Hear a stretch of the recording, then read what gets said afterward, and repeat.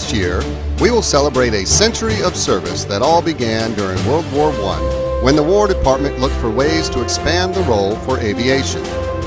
Leaders on both sides of the Mississippi River, including the St. Louis Chamber of Commerce, the Greater Belleville Board of Trade, and aerial expert Albert Bond Lambert, wanted the Midwest to be chosen for this new field. Pilots soon took to the skies in their Curtiss Jenny aircraft.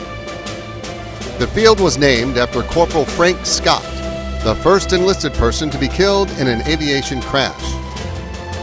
Scott remains the only U.S. Air Force installation named after an enlisted person.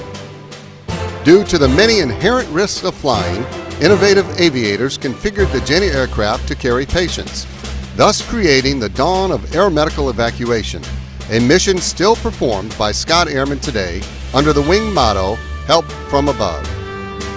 In 1921, Scott Field became the nation's first inland airship port when lighter-than-air missions arrived. Enormous airships left people in awe while large experimental balloons dotted the skies. The lighter-than-air age came to a close in 1937, and in 1938, while still part of the Army, Scott was chosen to become the new home to General Headquarters Air Force. However, the outbreak of World War II canceled that initiative. Instead, a new communications training era began in 1939 with the opening of the radio school, which trained operators of command and control communications in every theater of the war, becoming the eyes and ears of the Army Air Forces. During its existence, Scott would graduate 150,000 airmen. On September 17, 1947, the Air Force became a separate service, thus redesignating Scott Field as Scott Air Force Base.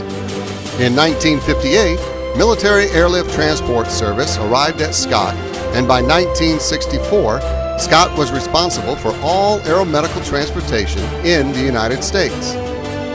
Flying the C-119 flying boxcars, the 932nd Troop Carrier Group was activated at Scott in 1963, changing our airspace.